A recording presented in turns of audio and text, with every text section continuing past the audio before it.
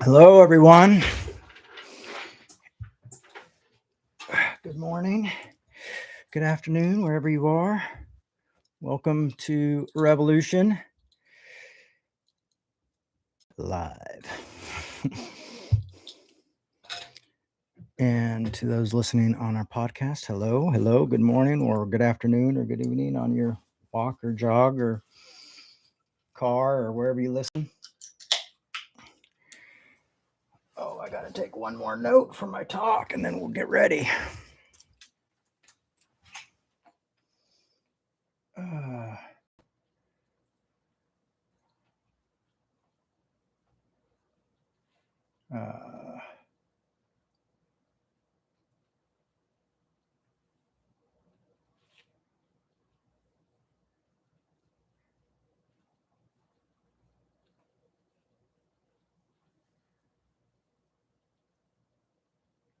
All right, I think I got it there. A little circle around that so we know it's separate. All right, good morning, everybody. Hello, Hippie Christian. Look what I got. Got this from Hippie Christian right here. I'm gonna put this on my other jacket because if I put one more button on this jacket, they're gonna make me work at TGIF Fridays. Oh, what? Where's the? Here it is. And then look at this.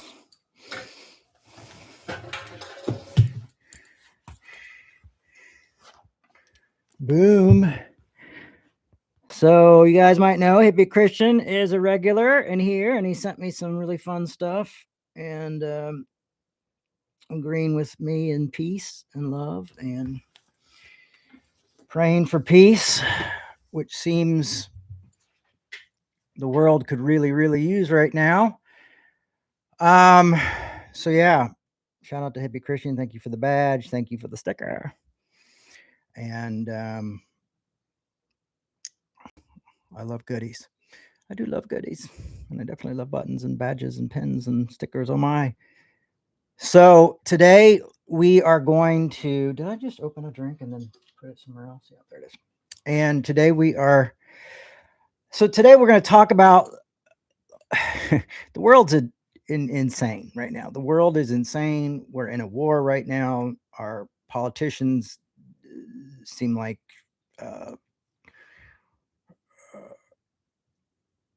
people who are almost imposters but don't have the imposter syndrome. The Secretary of Defense seems like a B movie character or what a 10-year-old thinks an action movie is. Action star sounds like. Anyway, it's life is a bit nuts. And I have a talk I've been working on, but it deals with a lot of psychology and philosophy, so it's going to take more time. I just was like, oh, this isn't going to be ready for the gathering. This isn't going to be ready for Sunday. But I do other stuff, and I listen to different podcasts and things like that on philosophy and theology and scholarship and probably too much politics. I have a good couple comedy ones too. Tea with Me, which is one of my favorites out of Northern Ireland. It's really good. I highly recommend if you can check out Tea with Me. But one of the podcasts I was listening to was talking about agape. And we've talked about agape here before, which is the Greek word for love. And I was listening to this podcast by biblical scholarship, and I was really, I'd felt like I'd had a handle on it, but then I was like, I don't think I do have a handle on the word agape and what it is and what it really means to us. And just the amount of impact it can have on our faith and our work. As if you are someone who subscribes to the Christian faith. I mean, just like, oh, this makes a lot more sense. And what was great about it is it really was kind of covering in some of the areas that I've been working on for this other talk that I'm putting together. But honestly, folks, I spent like 3 months reading the book just so I could read another book that I'm going to give on this talk. So this talk might be like the Chinese democracy of talks. I might have to just put it off for a while, but I was excited about it. But some of the crossed with some of the philosophy and psychology that I was studying about it. And I read a book on. I just finished also Freud's book on group psychology, which was really great and helpful for me, especially the with the story we kind of find ourselves in right now. But agape love and so I called this talk agape love as action, not love in action, but love as action. And it's it's wild because it's really different than I think a lot of us grew up being told what Christianity was. And this is agape is the main word used in the New Testament, and it kind of takes on a deeper, bigger meaning. You'll see I put some just references to scriptures that we all will go to for love. um, but in a really wild way, it's a verb. It's an action verb. An action. What did they say? Action noun. This action verb. This has a lot of, uh,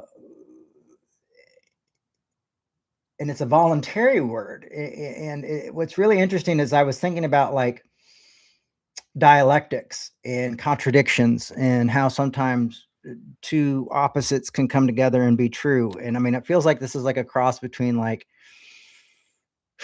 I don't know. It's kind of how Mr. Spock on Star Trek would would have to, motivate and do work love, um, and it's like taking Spock and Captain Kirk together, and they're two opposites, and a dialectic truth comes out of there. Or another way, I guess you could say, like another way is looking at it is like taking oh gosh, what is it, philo, or there's different types of love. Um, there's there's the one you have for your friends and one you have for lovers. And I'm trying to see if I put those down in my notes. Probably should have. I'm sure I did some. Oh yeah, yeah. It's not philo, which is friendship love, or eros, which is like romantic love. But I like eros because Freud talks a lot about using eros in a lot of things because it's not just sexual. Off of that eros love is that love that just wants to be with someone, that kind of way that they light up the room when they walk in. You want more time with them, you want to be close to them, their jokes are funnier than other people's jokes. He's like, but we have that in friendships as well. But it's neither one of those. It's its own thing, and it is kind of like if you put apathy and love, these two contradictions together. Now, maybe not apathy, but I just thought that was an extreme example of that. But apathy is like not caring at all, or maybe hate and love. I don't know. It doesn't work either. But we'll stick with what you'll get it in a minute. But agape is an active choice. It's something that is voluntarily given. It is a willful action rather than a feeling. It is not an emotion. And it is, I mean, for me, growing up the way I did and growing up with the family I did and the parents I did and my mother especially, um, love without emotion almost seems counterfeit, or love without like the feelings and everything. And well, I think that's affected my life in not necessarily always positive ways. But I think when we look at agape love,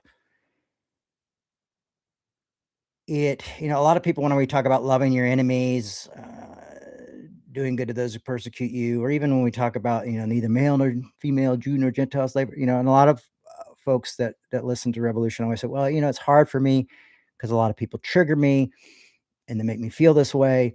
And I feel this, and so I can't get close to them. So I have to love them from a distance.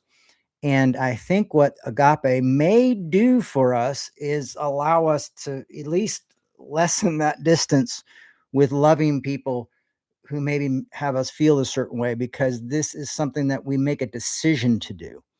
It's not a decision that we're going to change our emotions, which is very difficult and hard to work through. I mean, I think you can do it, but you have to really hunker. But this is something beyond that. This is an action. This is almost a work. This is almost like picking up your cross, or how we talked about, like carrying someone else's burden, or having, or your own burden. And it's like almost, yeah. Well, let's just look at it. Let's see what I wrote down here.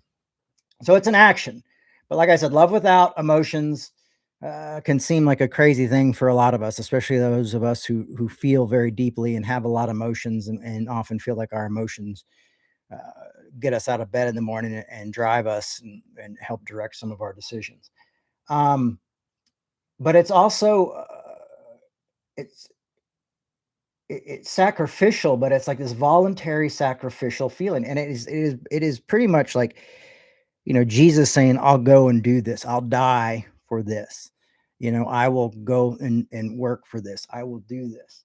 But again, I want to make clear that it's not really a feeling. Now, will you feelings be produced from that? Yeah, there's times when I work and I do things that I don't enjoy, and there's times that I do things that I do enjoy, that are both work and projects. And so certain projects I'm super passionate about, and other projects are like, oh, I have to do this. Oh, I got to get the garbage out by this time on Friday, morning. It's got to be out, and I've got to do, or when I go work, my landscaping job, I try to make it as pleasant as possible and set goals and things like that. But there's times where I'm just like, God, I'd rather be anywhere but what I'm here right now. And that is what agape allows us to do. Now, we're going to look at how that works, but it's this idea of to be this. This is a Christ type love. This is the Christ type love, and for some reason, I feel like I understood it because I've heard King talk about it. I've heard King explain it, but I just never was like, oh, I'm going to take a real deep dive. And I've even like looked up the meaning and stuff. And oh yeah, you choose to love. And I'm like, yeah, there are people I choose to love that are hard to love. Yes, loving my enemies are difficult. Um, but I always felt like, I should have this should turn into a friendship love. This should do that. And there's hope there, but that's just not the practicality or the reality of this. And it's God, it seems, and the reason I'm really struggling with this is because it almost seems counterintuitive. It doesn't seem like, oh, it feels like, is this real? Is this manipulative? Is this type of thing? And I don't think it is. I think it's just actually working out of a place of hope, and working to make the world better, and making a decision to do something, even when it's not easy. And I'll see how I feel like how we've wound up in a lot of these the place of kind of our such an emotional driven church. Now there's and this would help those people who have a struggle with empathy. Like um, I don't think empathy is wrong or empathy is evil, and it drives me insane that people write books being like the sin of empathy. I think that's blasphemy. I don't usually, I think it was demonic. I don't even use words like that very often, but I would go that far as to say that. Um, but there are people who are just like, I don't really have it. I struggle with sympathy, much less empathy. But this kind of unconditional, non-emotional, not a feeling. I'll say it again. Not philo, not the friendship love, not eros. It's not romantic love. And it goes in expecting nothing in return. So Dr. King put it really well when he goes, I'm glad Jesus said, love your enemies and not like your enemies. I can't like someone who burns firebombs my house. or or lynches my loved ones, but I can love them. And he would often say, "This is not emotional bosh." And to me, it's to the point where it's like it's not just even emotional bosh. It's not emotional, and that's hard for some of us emotional feelers. Um, but it doesn't have to be. And the more I thought about it and looked into this and worked on, I started to go, okay, this might we talk every year. We usually read from Paul Tillich's "You Are Accepted." You are accepted by that which is greater than yourself. And what a mind-blowing talk, and it's really helpful. And I'm like, this type of thing might help us free us from guilt, allow us to move into acceptance, and allow us to even connect to ourselves with others even more and our own emotions and our own feelings when we do this type of love, when we do this type of service, when we do this type of work. And rather than seeing, oh, well, I have to love my neighbor and I have to love my enemy, you know, emotion like this is part of the work. Sometimes it's great, sometimes it's tough, but we're not going to let our feelings we're not going to let our feelings and emotions get into the middle of this. Now that's not easy for everybody to do. Heck, I understand that. I get it. That's why I always say it's progress, not perfection. But we're not going to, this doesn't have to be an emotional thing. This doesn't have to be a triggering thing, because I'm seeing this as something that I have chosen as a way of life. Some people are like, well, I'm an anarchist, or I'm a, you know, conservative, or I'm a Republican, or I'm this, or I'm a whatever. You have these things. I'm a punk rocker. I'm a hippie. And you're just like, well, this is part of that work. I'm a Christian, and one of the things we do, where works come in, and I think this is where people miss it, and the church really screws us up big time. And church is people, so a lot of us followers have really screwed this one up completely. Is by um, not seeing this as one of the idea of like the works. We've seen other, oh, you got to give this, if you got to sacrifice this, you got to do this, and it gets really interesting when we look at something. We'll look at something here in a second. Um, so agape persists regardless of circumstances or the worthiness of the recipient. So it's not just about, it's like, does this person deserve love? Does this, and I think that's why, in one of the gospels it says, well, if you just love those who love you, what different are you than tax collectors? What different than you are from Gentiles? And then you go like, oh, okay, so am I really called to do this impossible thing to kind of have friendships? And it's like, no, that's not what it's about. It's not you're gonna like love this person like you love your friends, but you're making a decision and action to love. They're thirsty, here's something to drink. Their need, what can I do? Burdened, maybe I can help. Man, I got a little extra room for burdens here. Those are the type of things that we're called to do. And this idea of agape love, this sacrificial love that is not, this is the weird thing, is unconditional, and it doesn't require this to go through this list. It's just you are human and deserving of love, and it's love as an action, not love as an emotion. And it gets a lot easier to look at your enemies and go, that could work. If I see this as a call, as a purpose, as a sacrifice, as, a work, this could be possible. And I think that that's great, even though I'm an emotional dude. I think this could be something that is very freeing. Um, Makes it easier to disagree well. And it also, when you despise someone and you're having a conversation with someone you despise, it helps you make wiser choices on how to do that. And, who knows? Maybe it turns into a fake it till you make it. I mean, Dr. King said the only force capable of turning an enemy into a friend is love. So I'm thinking like agape is one of these things that your actions could breed feelings. So agape persists regardless of circumstances or the recipient. Now, I chose that we would look at Corinthians 13 will be our text.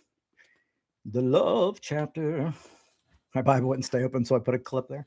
So I didn't have to keep opening it. I'm just going to read for this moment, because we're going to cover a few of the other areas, but just for this minute, we're going to read 13, just 4 through 7.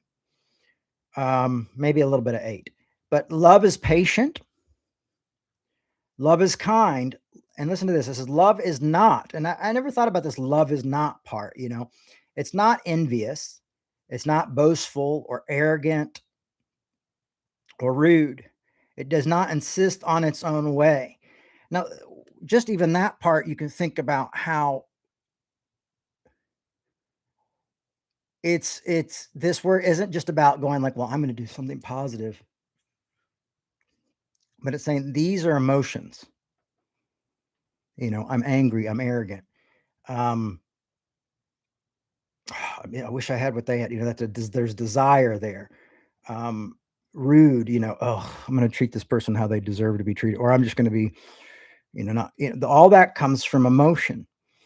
And so this is saying is like, hey, this is hard work. This is work. You're going to put those things when you're going to love in the agape style of love, you're putting those things aside. And those are emotions also. So it's not just like, well, I don't have to have warm and fuzzy feelings. Okay, I can do this. But it's also saying like, you don't have to have these bad negative feelings either. You don't have to have this arrogance. You don't have to have this anger. You don't have to have hate when doing that either. You can just say, this is an act. This is my, Mr. Spock Vulcan way of process of living. And love becomes a process of life, a work of life. It says it does not insist on its own way.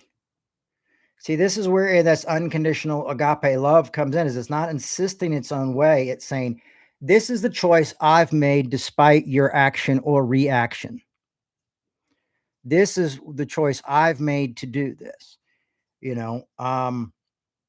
It's not irritable. It's not resentful. It does not rejoice in wrongdoing. So it doesn't, see, I told you that they were going to screw up. Oh, I see that, but it rejoices in truth. When you see truth coming out of that love, when you see truth in those moments because of this type of love love actions that you've decided to move, it gets excited about it. It bears all things. Now listen to this. This is a hard one. It bears all things, believes all things, hopes all things, and endures all things. So here is what it's having is saying, like, if we're able to disconnect this from our hate, we're able to disconnect this from our envy, if we're able to be patient when we do this, if we're able to kind of see this as bearing a burden, but also having hope for maybe eventually a new outcome, hope keeps us going and alive. If we're able to kind of have that hope in that will help us endure all things. But it's just interesting how it really takes out a lot of emotions except for the idea of having hope. But hope is not a promise. Hope is not a guarantee. Hope is like has doubt built in it. Like faith has doubt, but hope has the idea of like, I hope, but it might not. It might not. I hope so, but who knows? A lot of times when I'm hoping for something, that most likely it's not going to happen. But it hopes, and that hope going, well, maybe all things helps you endure all things. And this was what it says is love never ends. So it's basically saying like, this is a work that never ends because love is eternal. Love is infinite and we're finite, but love is infinite and this will pass on and this will go forward.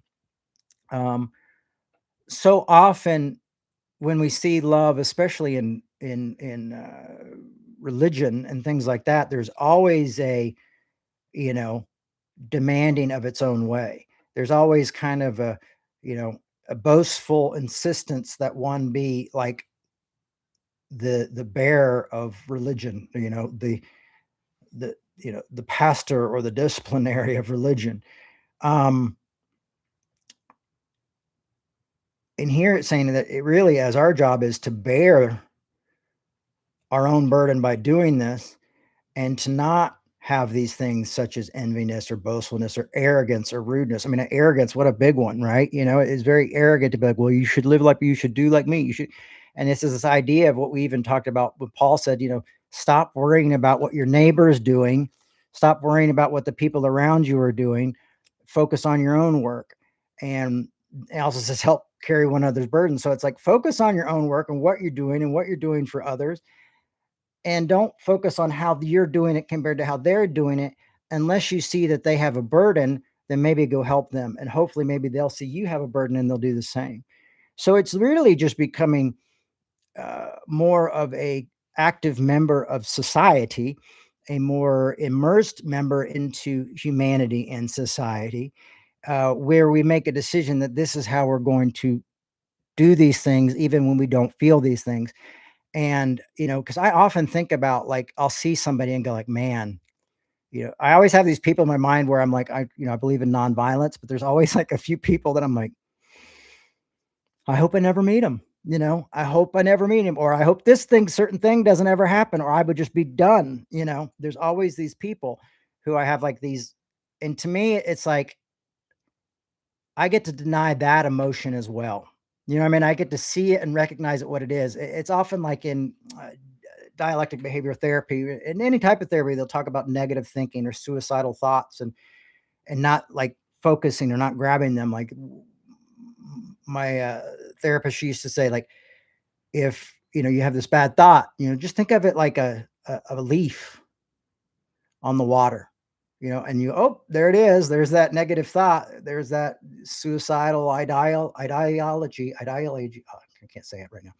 Ideology. There we go. But just let it float by, just like, oh, I recognize it. I see it, but I'm not going to focus on it. I'm not going to stick on it.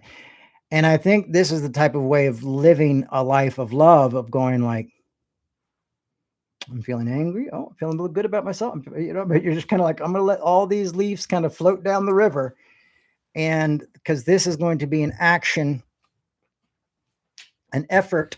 You're not going to hear a lot of sermons on works, folks. But it also is like, I'm going to get on it, guys. I write all my notes out, and then I just want to just throw them at you rather than going in order. I'm going to try to stay on my notes today. So we look at that. It can also be kind of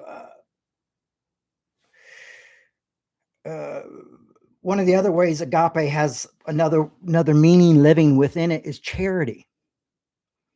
And when you give to charity, now a lot of people just give to charity, just do it. There's other people who are like, hey, I need to have a itemized bill of everything you're spending your money on. What are you guys doing? Where is this going to? I want to know that. I'm very worried about, and they get really involved with it. But there's sometimes where you just, maybe it's even just like you're somebody on the side of the street and you're driving down and they have a sign and something moves you and you go, here's a couple bucks, or here's some food, or here's something like that.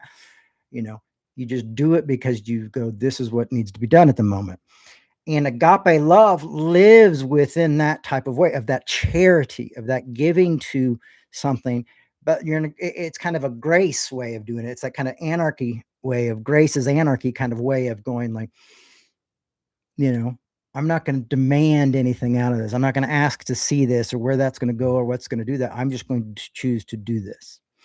And yes, there are probably ways that could be harmful in living this way. And there's also ways that could be great in living this way. And that's what we have to, use our minds, use our instincts, be wise as a serpent, but harmless as a dove, that type of thing. But as a moral way of agape being kind of immoral, you can see that how the fruits of spirit would be built into this. And why the flesh stuff that we talked about would totally be against this type of agape love. Like, it even makes it more sense about the certain things happening in there, rather than just like, well, this is just a petty religion, and here's the do's and here's the don'ts, and you just follow those and you'll be good. You kind of go, oh, okay. It's a little bit harder to make these decisions in life and to move through life and to be patient in life. And that's why patience is one of the fruits of the Spirit. I really believe it. But morally, not just out of the fruits of the Spirit, just as a moral, it prioritizes the welfare of the recipient. It's very much like the Samaritan, and asking, like, not what's going to happen to me if I stop over, but what's going to happen to this person.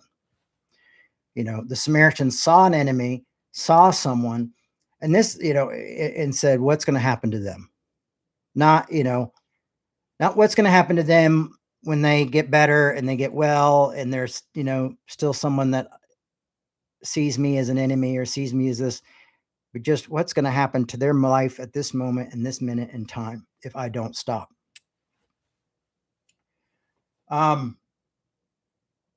It's also a choice. And that's the great thing about it, is it's a choice.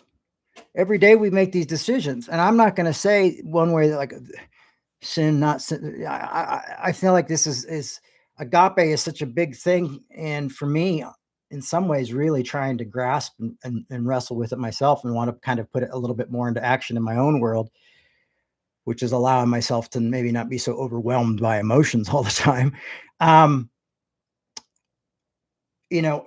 It's a choice, but it's an action with hope. It is an action with hope within it. So automatically this action carries in hope within it, and you're not having to carry that burden. It's just an action that every day has hope for you, human beings across the board. Enemies, friends, loved ones. Boom. This is what I'm going to do.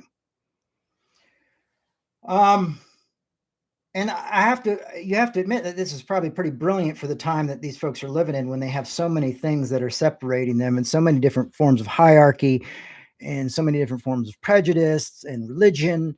And, so when it says, like, how would you love your neighbor as yourself? Now you're able to go, like, oh, how would you want someone to show you agape as you would show them agape?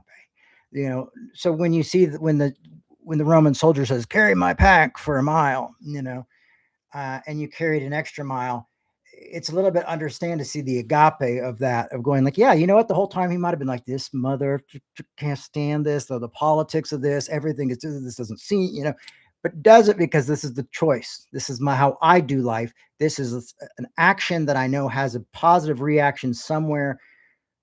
And this is just how I've chosen to live in agape love. Don't worry, it'll get emotional and fuzzy and stuff like that, but we'll get into that in a minute. So really, apathy does not make an action. Okay. So that's one thing to think, is like, you always hear, like, what's the opposite of love? Is it hate? No, it's apathy. Apathy is just don't care, don't think about it, don't want, it's nothing. It's just, and that's one of the, like, to me, apathy is even stronger than hate. You know what I mean? Like, you hate me, at least I know you're thinking. Apathy, you get, like, it's like loneliness. But when in 1 John 4:16, when it says God is love, it is saying God is agape. God is this action. And sometimes it feels a little bit hard when you live in such an insane world to be like, well, it doesn't feel like, maybe God's a ground of being, not God's not this man going like chirp, chirp, chirp, chirp, moving things around. But it can be hard to struggle. But the fact is saying this is what God is this agape love, this love that is voluntary, willful action. That's a sacrificial thing. That's the moral of God is to prioritize the welfare of the recipient of this. And as far as I can understand, all people, regardless of faith or anything, get agape.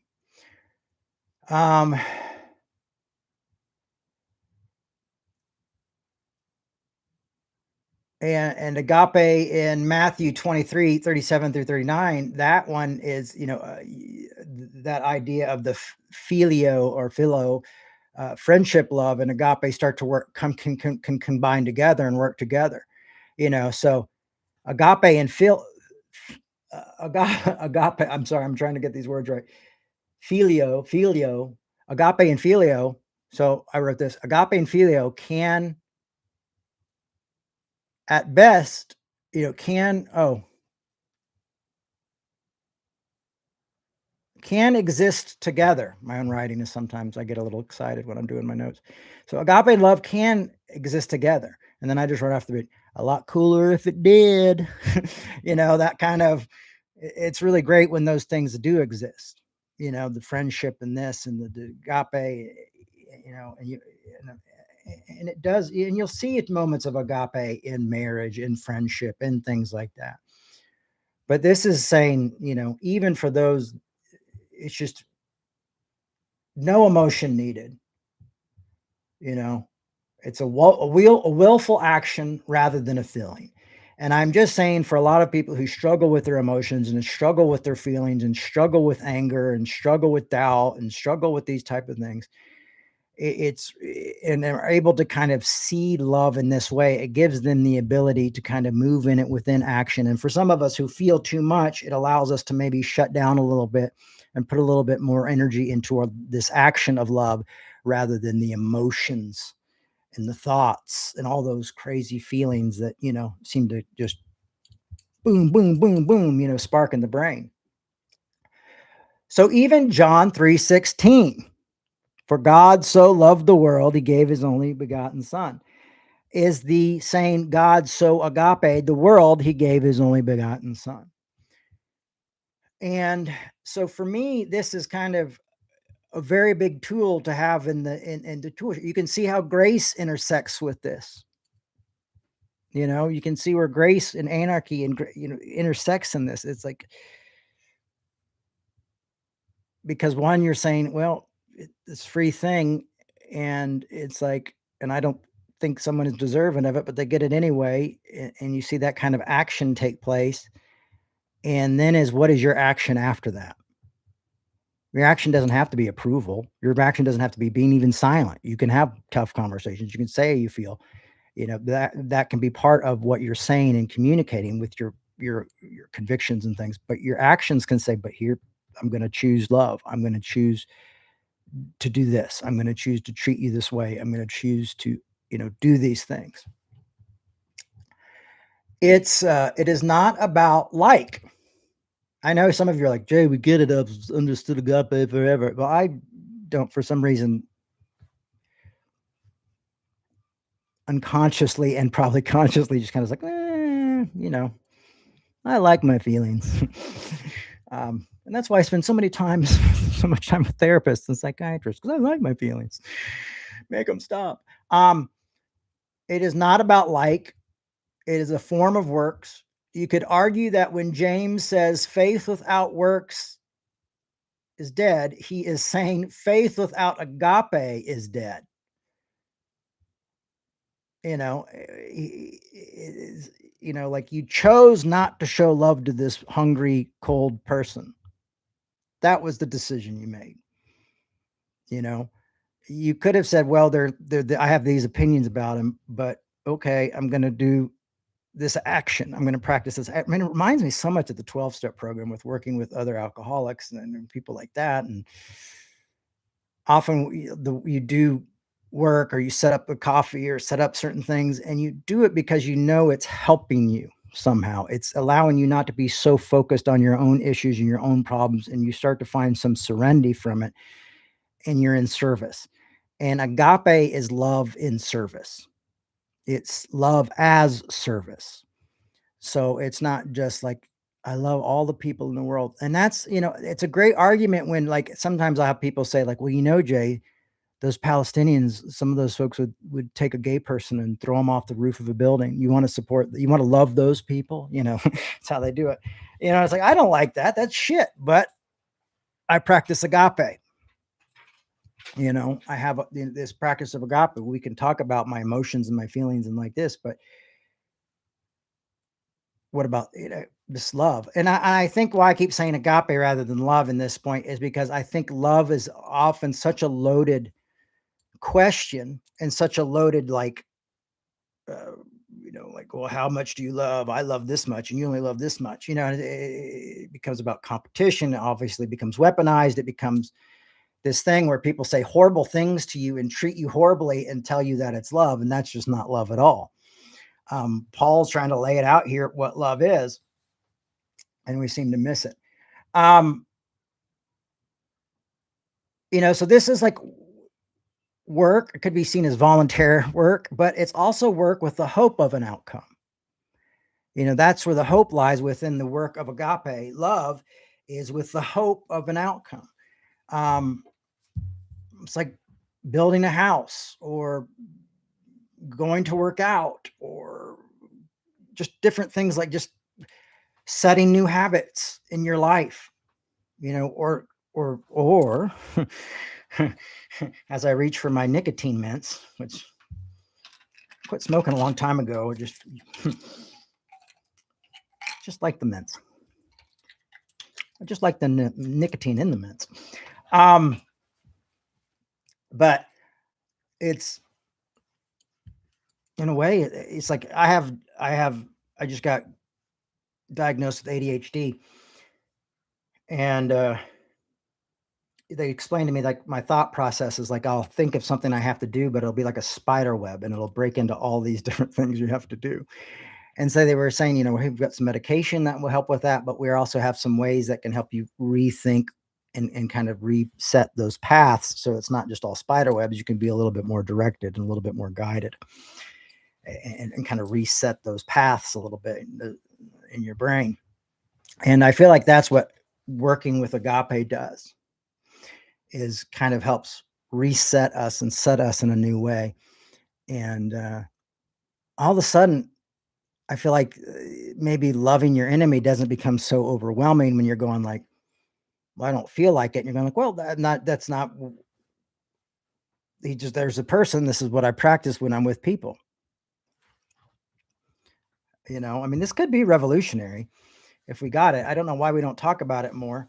But I think often success of churches and stuff rely on guilt and fear or highs, lots of emotional highs. Think about, if you grew up like I did in the evangelical church, music was always used as kind of this way to manipulate emotions and feelings. And I love music because I love how it works with my emotions. But, at an altar call, music starts getting a little kind of, I remember at camp, it always be like, a friend's a friend forever. And if you would give up your life, we really, but it's meant to move you to the front.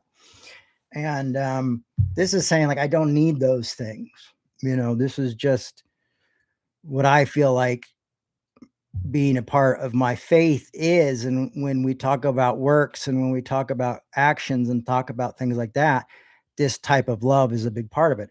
It makes complete sense in nonviolence when you're dealing with people who literally wish you weren't here or did not exist, and hate you based on, either your color of your skin or the amount of money that you make or your political position.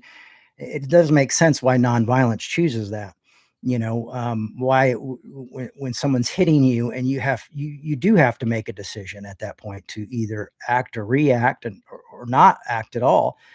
And it's saying, no, this is a principle. This is a principle that I believe in. So I would say agape as love is a principle to put and use in our lives, and to probably help some of you who don't do much to do more, and some of us who do a lot but carry too much burdens with that stuff and too many emotions and a lot of baggage, to allow ourselves to go, we're going to store that baggage over here, but we're still going to practice this principle. And it reminds me of a saying in the 12-step program, principles over personalities. And so my principle will go before my personality, and my principle is love, and it's agape love. So my emotions and my things, yes, I have, and yes, they're valid, and there are reasons, but that's going to be here. And that's time for my friends and for my lovers and my people in those lives that, those are kind of reserved in this area for a lot of folks. This is, when I go to therapy, I'm going to might talk about how this situation is making me feel this way. But right now, this is a principle that I'm going to try to live by. Can I get an amen? Or at least a like or a subscribe. Oh, a subscribe. I see a subscriber. I see a subscriber. Just kidding. And so in other ways, it can be like, I'm going to try to wrap this up fast. But that faith, like faith without agape is dead, that kind of thing. But it's also much like the beginning of Corinthians 13, which is talking about agape.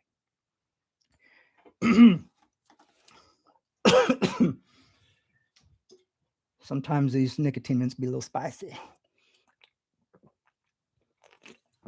I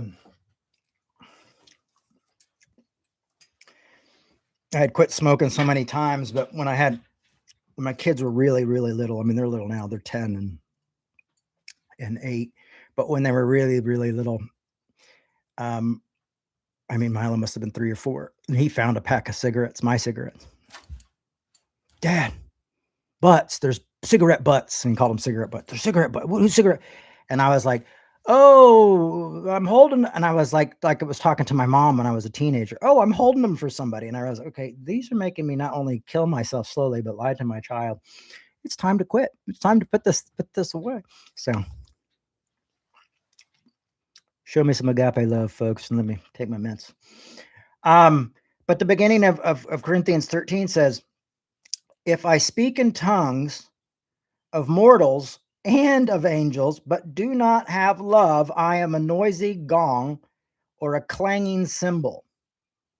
And if I have prophetic power and understand all the mysteries and all knowledge, it doesn't say all the knowledge, some not, most knowledge, all knowledge. If I have all knowledge, I'm the greatest philosopher to ever live. And I have all the faith. So not only do I have all the knowledge, I have all the faith. I've got that big faith. So as to remove a mountain, not even to move one, to remove it. But do not have love, I am nothing. And I underlined, I'm nothing. It's saying I can have all the faith, I can have all the jargon, I can have all the scholarship, I can have all the history, I can be the top of my game, I can have the huge congregation, I can have faith, move a mountain, poof, move it. Oh, let's get rid of it. Poof. You know what I mean? You're going like, but if I'm an asshole, if I do not love, if I treat you horrifically, just let my emotions toss me into the wind, and I treat you less than human, or I'm trying to treat you less than Corinthians 13 seems to lay out for us, I'm nothing. I wish more people would see our politicians that way. I wish more people would see our pastors that way, and other people, just we would see it in that way of going like, okay, because sometimes I'll get, I have disagreements with people who are very knowledgeable, very wise, and very influential. And I'm like, and they, for some reason they think, oh, I'll go talk to Jay. He's the most influential guy. I'm like, yeah, have you seen, I've got 8 people who watch me live on Instagram. So just, you might want to sit down, buddy, because Jay's talking. And, but still, because I guess I had height in the press and my parents and things at the time. And so it can, have this disagreement, and you go, it's so easy to be overwhelmed with certain things, but often you'll see like these people have knowledge, they have influence, but they don't have love. Like the one thing is missing is that their love has not made a choice in their life. Control, guilt, saying things without worrying about how the other person's going to feel at all, belittlement and judgment seem to be strong tools in some of those people's shit. And some of that might be just me just reading into that as well. I don't want to put the blame on everybody. But you can see the lack of agape. And so Paul, Jesus, remember, and we just got through Corinthians, and what did Paul say? The only thing that matters is faith expressing itself in love. What did Jesus say? Loving God, the 2 most important commandments equally, love God with all your heart, equally love your neighbor as yourself. Boom. And there's agape within that. That's the agape love. Because you need agape to love the neighbors that aren't your friends. I have a neighbor that every time I have to like park my car just right at the back of her house to get groceries in, she started calling my landlord. Oh, there's this car, and I think it's your net, and I don't want him, I got 2 kids, I got a car full of groceries, so now I can't, I don't park there. Um, but that's how do I love that person? Well, I just try to react. I don't act in hate. I react with agape. But I have nothing. If I gave away all my possessions, because remember when Paul talks to the rich young, when Jesus talks to the rich young ruler, there's a Freudian slip, probably worth looking at. If I had, if I had given over all my possessions and handed over my body so that I may boast, but do not have love, I gain nothing. And I think one of the things we learn from Paul's writings in Galatians and things like that is what this looks like, he's like, and but these guys are boasting about theology. They're boasting about, spirituality. They're arguing over it. They're tearing each other apart. And he's saying, stop. You guys are going to kill each other. You got to show each other love. You got to show each other grace, and you got to have agape in there. And so it becomes a little bit clear of like how he's trying to get these people just to live amongst each other, much less be a community.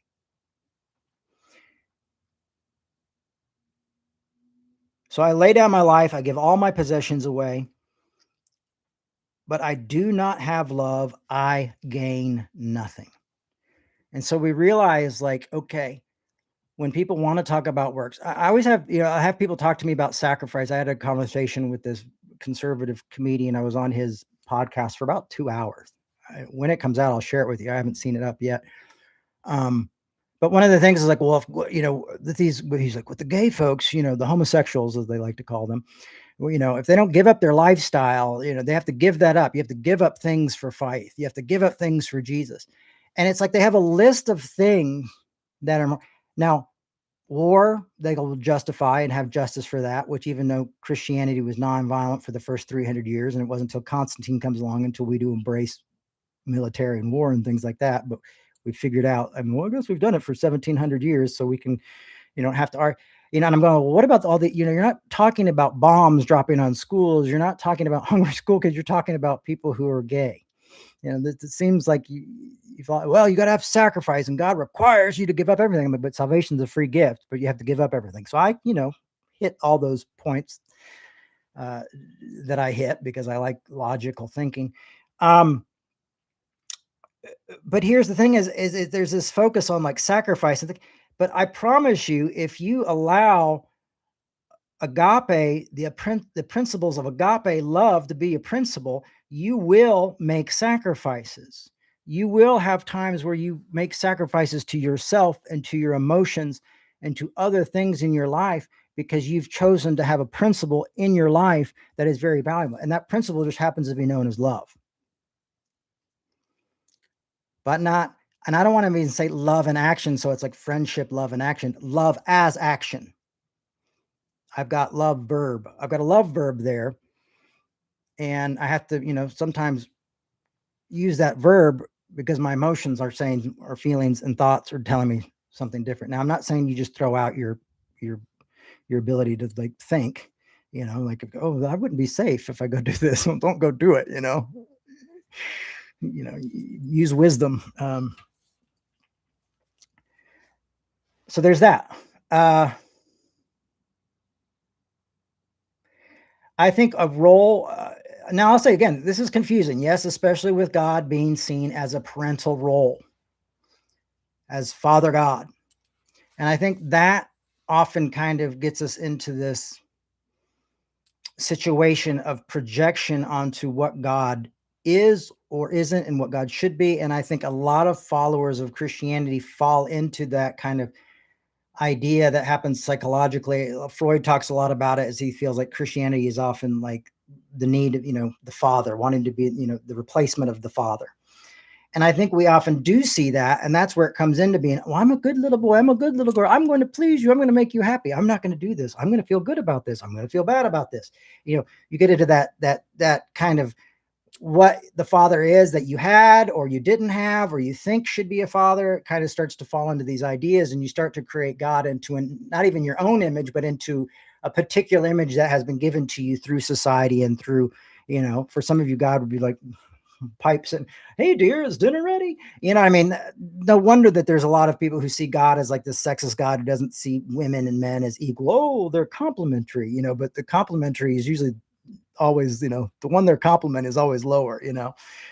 Um, a role that can be projected God you know, as a parent or the ideal of a parent. So we have to think about that as well. Like, is that playing into this situation?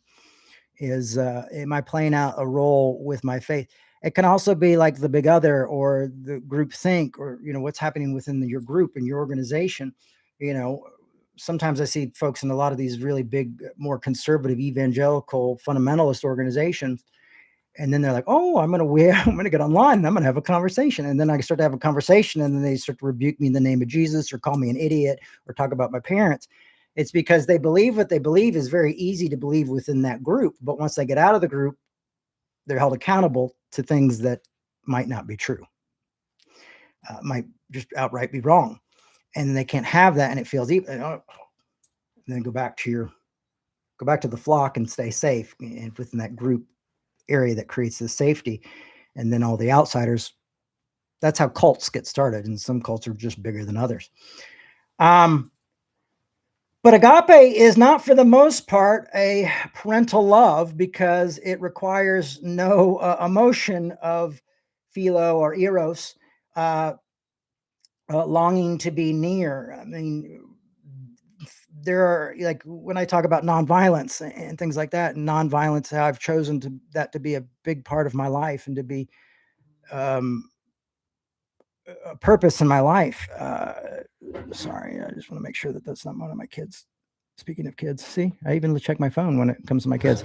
But this, you know, if someone hurt my kids or tried to hurt my kids, you know, nonviolence principles would probably be like third or fourth in the principles in my brain. And then it would be just dad, protect, keep safe. These are my children. These are the most valuable things to me. I know, you know, that type of defense mechanism kicks right in. So agape in that way is not really seen as like this type of parental papa, mama kind of love.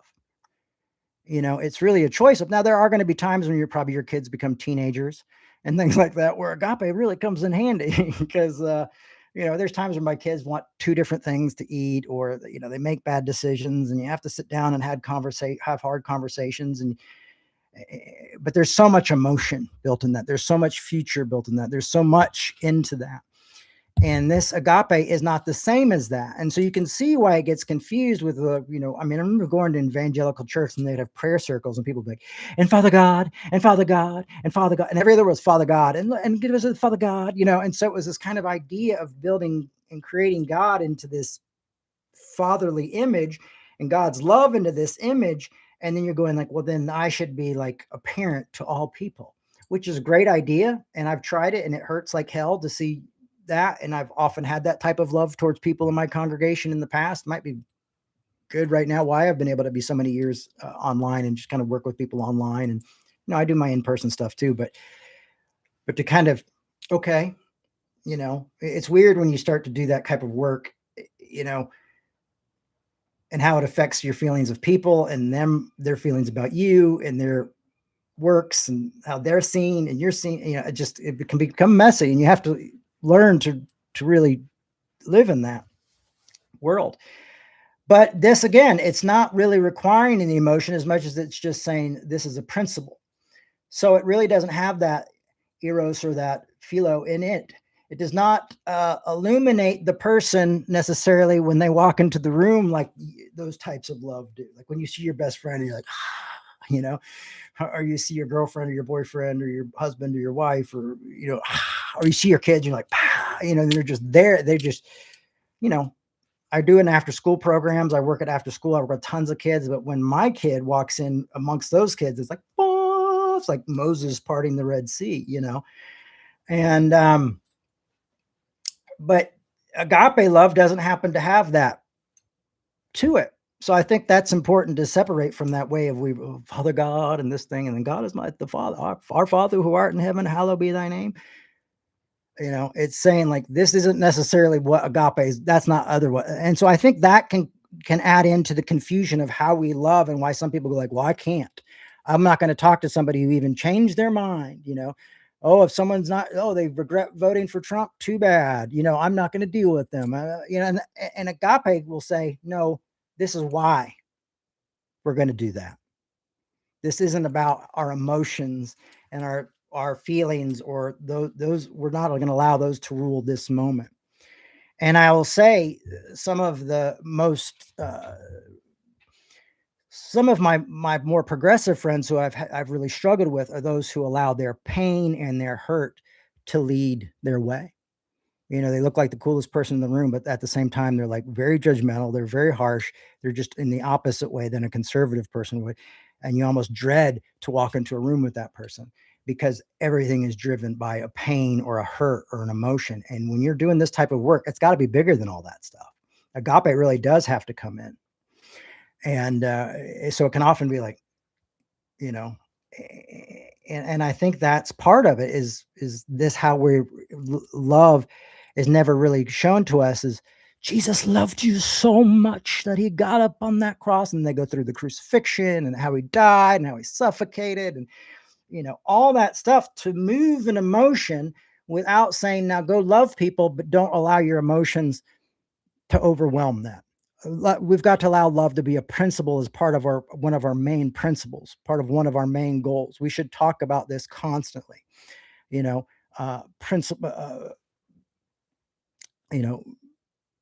The importance of these principles.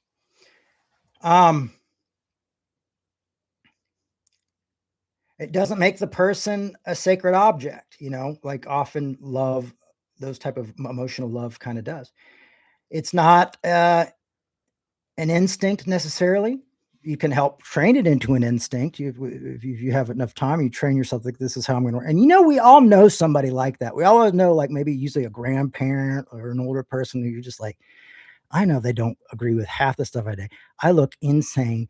And when they're with me, they always love me. They buy me a meal. They go, oh, that song you're listening to is great. Oh, okay, I can see that. Like they always are just making this choice. And it's not that they're even a people pleaser. It's just they've chosen to be kind and love and just in action and in word. And you're going like, man, I want to be like, Grandpa Bill.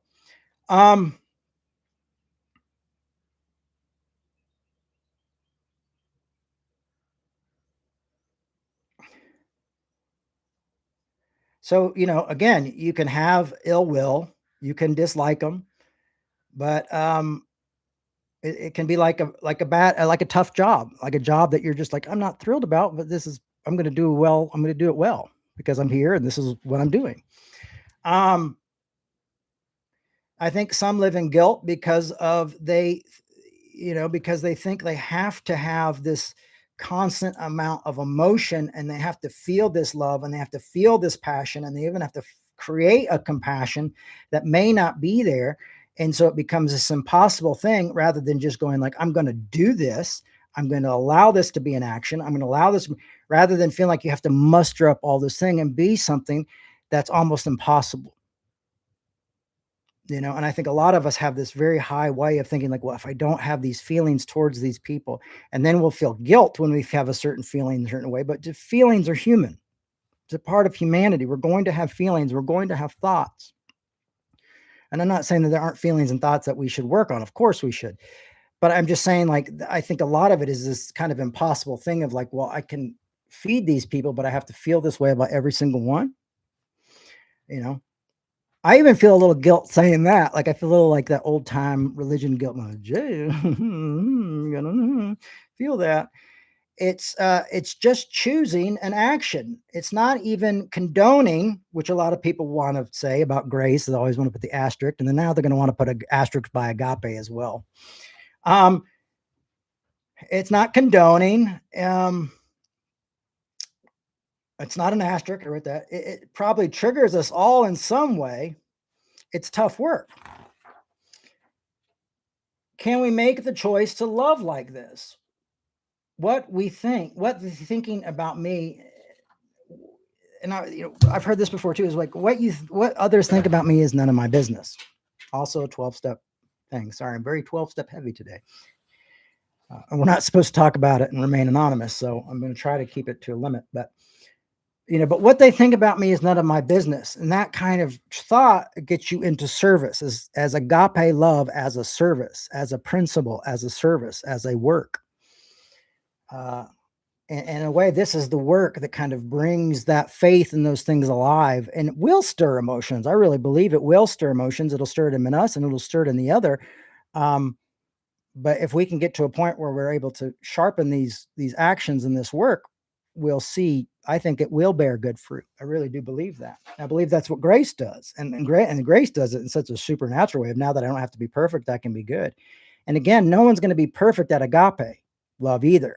So don't get that. Don't say, "Well, I'm just telling you how to do it. Now you know how to do it. Figure it out." And if you don't, asterisk. There's no asterisk. I'm just telling you this is one of the works, and probably the work and the dying to flesh and the type of thing that we should be focusing on, rather than all these ridiculous things of like, well, you have to vote this way and you have to think this way and you have to have this type of, uh, political thought, or you have to be on this side or you have to be on that side. It's just like, no, this is better than this. Says, oh, everybody's in, everybody's part of this principle. And Dr. King would say, I've decided to stick with love because hate is too big of a burden to bear. Why? Because hate is full of emotions, and emotions that push out and then push in, and you carry resentment and you carry anger, and it weighs on you and it carries you down. And sometimes that person you resent and you hate does not even know you exist. Hate is an emotion.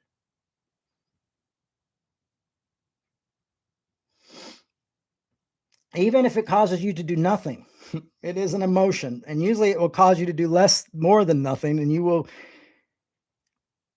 hear it in people's voice. Faith, that you can hear hate expressing itself through, hate. And you can see faith expressing itself through love. You can see love as the fruits of love. You can see the fruits of hate. Agape is an action that could lead to emotions. That's what Dr. Martin Luther King believed. He really believed that this type of agape love would lead to the sacred community of a community where there is restoration, where there is hope, where there is love, where reunion does take place. And so that's the hope. So I'm going to say, if there is a type of emotion or a belief system built within agape love, there is that hope there. There's even a love for self and a love for others. I think love for your neighbor and love for yourself is very much built into agape, even though we may have been told by society that this isn't the way it works. But the great thing is you're going, I'm doing this for particularly out of hope, no real particular outcome or income.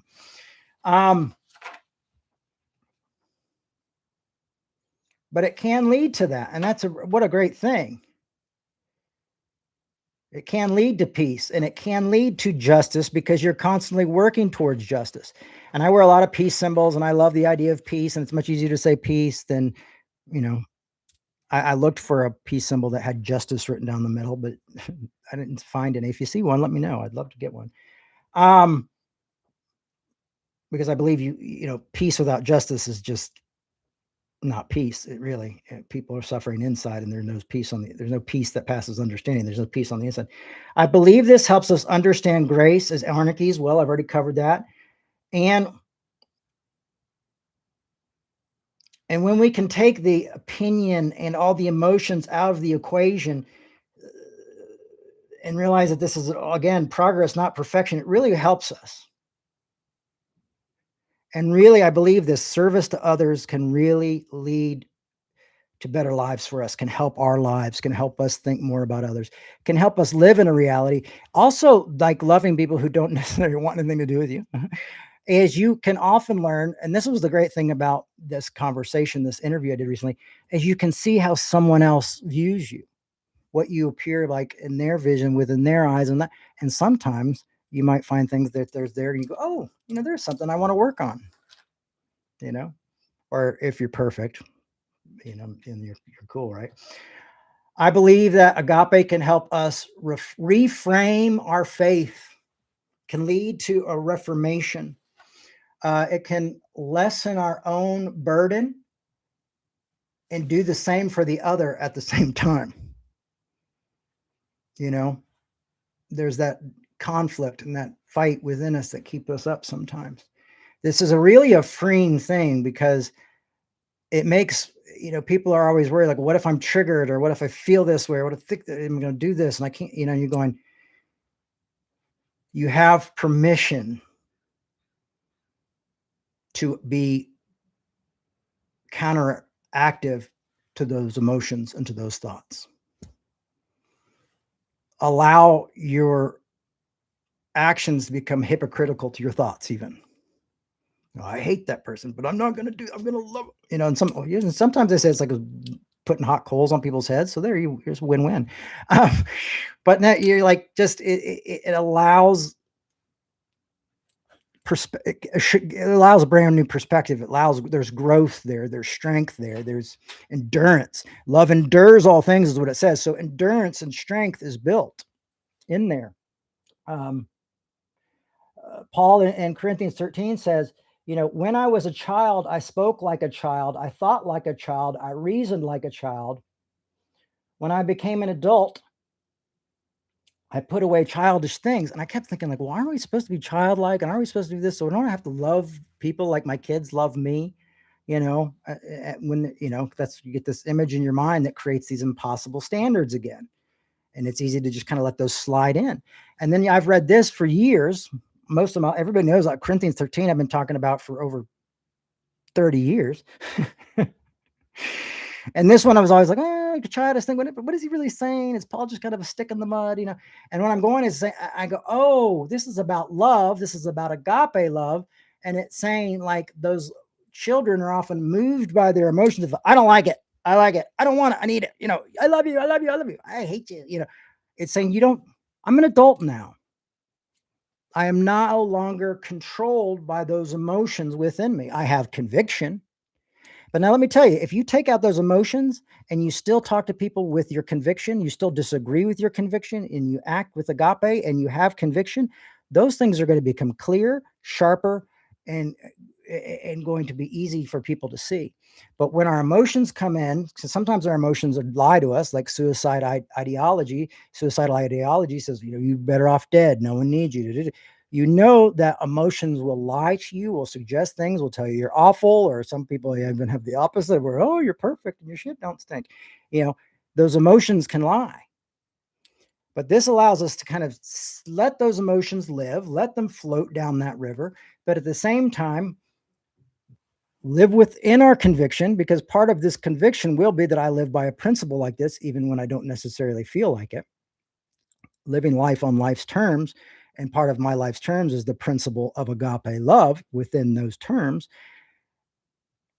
Even how you speak to others starts to look a little bit, how you react to others starts to seem a little bit different. And that doesn't mean you're hiding your convictions. It just means you know when to use your convictions, and when your convictions, and have those hard conversations and argue well with someone, when that's going to work. And then you start to get these flags that say, one's not going to work very well. This isn't going well. Maybe you go agape. Save the conviction conversation for another day with that person, and continue to live in your convictions. You see? So, like, it honestly prepares us and gives us an organization. I mean, it's like principles. It gives us these principles to kind of live and follow and do. And that's why nonviolence is so powerful, because that's really such a big part of nonviolence. Up until nonviolence is accomplished, really, and then you start to work towards the beloved community. That's when that restoration comes. That's when you're hoping to see some other things. But don't worry, folks, we have a long way to hit that beloved community.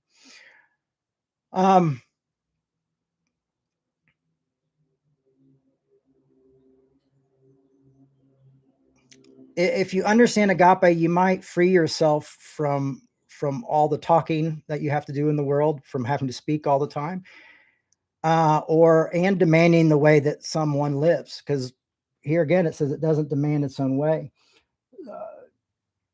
Paul, in the end of Corinthians, says 3 things will remain: faith, hope, and love. And the greatest of these is this love, this agape love. So there's just a principle, I guess, that Paul and Jesus, these folks, found very important within our work.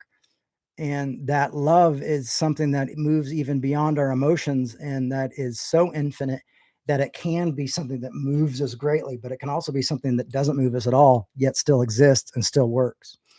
I remember there was this philosopher, and his name is escaping me right now, but he said one time he used to say, God does not exist, God insists. And I used to think, oh, this is just some magical, you know, crazy M. Night Shyamalan kind of weird talk of the Riddler. But now I get it. I get it. I get this idea of God outside of existence, God bigger than that, the God ground of being, all these things, and this insistence, the insistence that is still there, even outside of those emotions, outside of our own understanding. So I don't know if that makes sense to you, but it's kind of starting to make sense to me. Because you chose agape love, no matter what, like all hard work, I mean, no matter what, like all hard work, you will need to rest and you will need to find the best practice to it. It's not something that we can, I think, I think like any work, anything, it's a muscle that you have to train. It's things like that. And might, for some of us, be a good in short periods of time. Because there's a time where we need to be with our friends, we need to decompress, we need to debrief, we need to talk about things. That's one of the things also I've learned from nonviolence, is the importance of having a community of the people with the Euro love, the philo love, those types of loves, Euro love. Hey, everybody. But that kind of thing. Um, and because it's one of those principles, like, again, I want to make it very clear. This is about progress, not perfection by any means. And so, you know, in some ways you can say trigger away at a certain point, um, because maybe you have another way to deal with those things now. Because it's a choice. It's the work that I do. You know, it might be like in hell. I don't like you either, buddy. I don't. Hell, I got some triggers for you. Um, but I have a way of life, and that's agape love. And now, some of us are feelers. I understand that. I'm going to hit that one more time because I think it's important.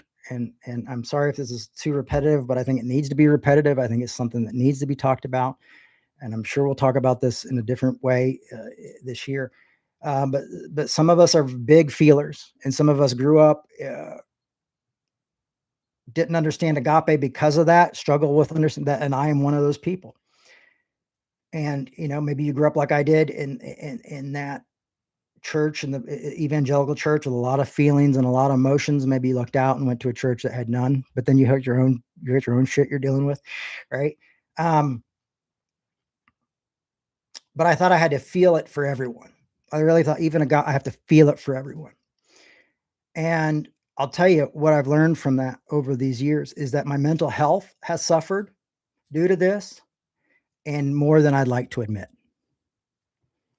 So for me, this is kind of like I understood an idea, like I grasped the idea, and now I've really grasped. Now I've understand. Now I've really, oh, I'm going to be trying to practice this in a little bit different way. Like, this is me saying, this is something that I wish it locked in.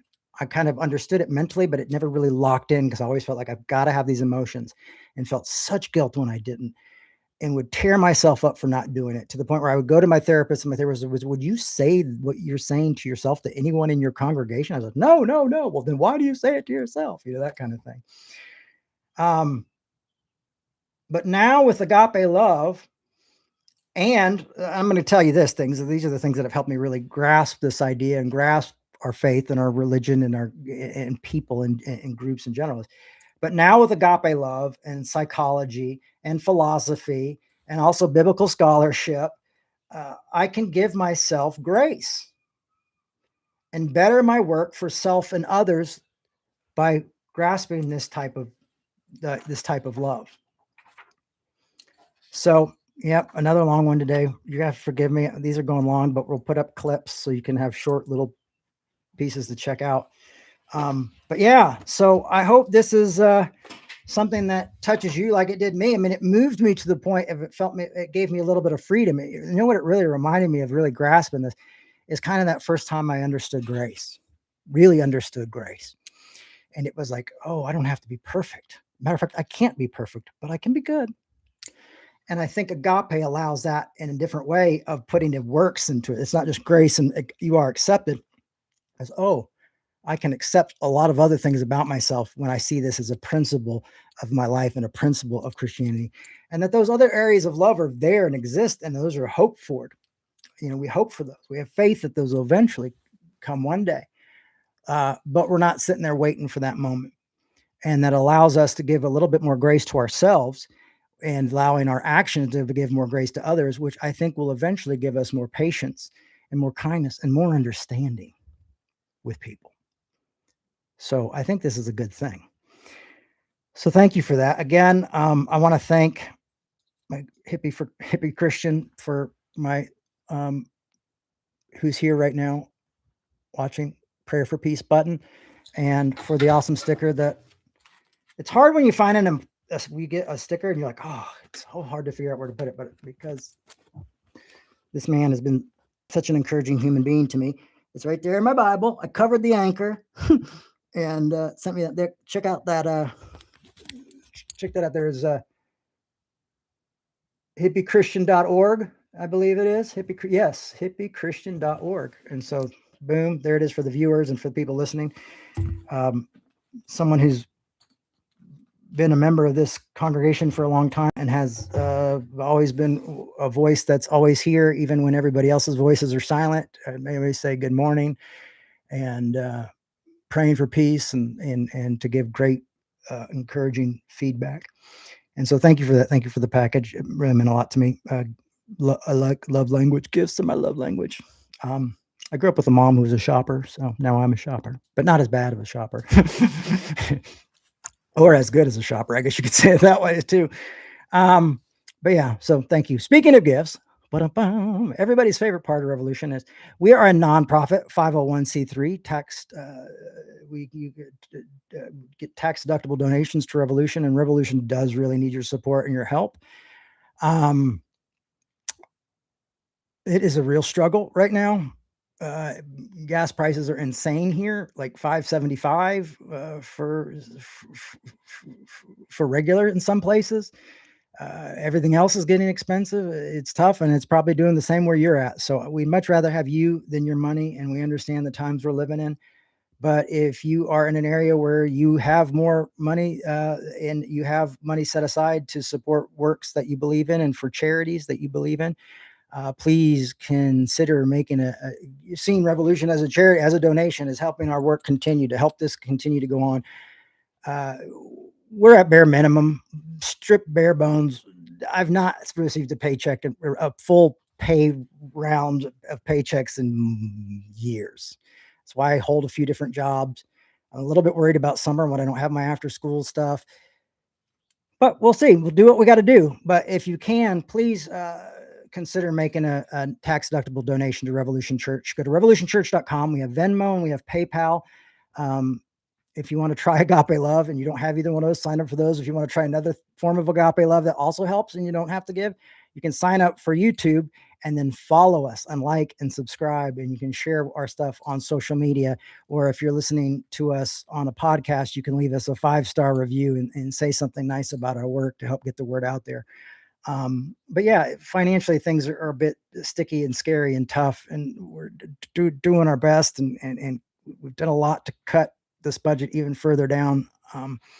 But we really do need your help and your support. So if you're out there and you're able to give, please consider making a tax deductible donation to revolutionchurch.com. It will allow us to keep the lights on. Literally, I do this out of my house now, and it will allow, one day if we get back to the old budget of like 2005, we will be doing a whole lot more, folks. We're not at that place right now. But we could use your help. We have a few folks who work with us and help us do these things and make this happen. Brian and Teresa, Ray, those folks really help do this Revolution stuff. We're talking to somebody about getting hats made, but right now it's not in our budget. But people keep asking about the Grace's Anarchy hats. We want to get those done. But I'm like, are we gonna have to do a fundraiser to get stuff to do as a fundraiser? I don't know. That seems a bit a bit weird. But yeah, so there's the honest truth. That's where we're at. It's a struggle, and we could use your help. So thank you for that consideration. Thank you for your likes. Thank you for your subscribes. Man, we want to get out there in the YouTube universe. We want to be there with all the different types of faiths and Christianity and conservatives and liberals and all, and we want to be a little bit of a different kind of voice out there. And that by liking and subscribing and doing the things, you help make this work and this voice a lot louder. And thank you for being part of Revolution. Love you all. I will see you next week. Goodness, who knows what we'll talk about. But we'll talk about something great and something good. And maybe we'll talk a little bit more about Agape. All right. Bye-bye.